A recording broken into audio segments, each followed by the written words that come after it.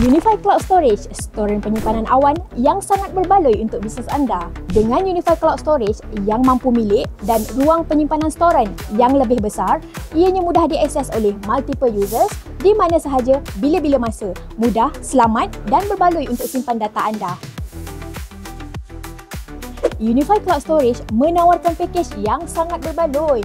Dengan hanya RM11 je, anda boleh dapat 500GB storage. Bolehlah anda simpan gambar dan video yang banyak tu.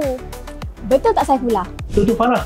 Okey, ingat dulu masa saya pakai beberapa drive, saya spend RM3,000 lebih setahun tau. Tapi lepas saya kenal dengan Unified Cloud Storage ni, Masya Allah memang jimat. Dia ada jadi package tau, dari package minimal RM11 saya semula. Tapi saya pakai 1TB tetap jimat, bukan RM1,000, bukan RM500, jimat lagi. So, apa kelebihan dia? Kalau dulu saya pakai, saya percaya storage banyak yang saya nak pakai. Tapi kan dengan satu storage, satu app saja saya buka meeting, dokumen, slide, gambar, raw footage, video, semua saya dapat kat situ. Jadi kalau contoh saya pergi ke overseas, saya ada meeting apa, sign up apa, saya request daripada office, terus dapat daripada Unified Cloud Storage tanpa menjejaskan apa-apa kualiti. Kalau saya pergi ke ambil gambar untuk raw footage, saya nak minta office edit, saya letak dalam Cloud Unified Storage, saya akan minta office editkan dan video akan keluar pada waktu tu juga. Betul tak Yana? Betul.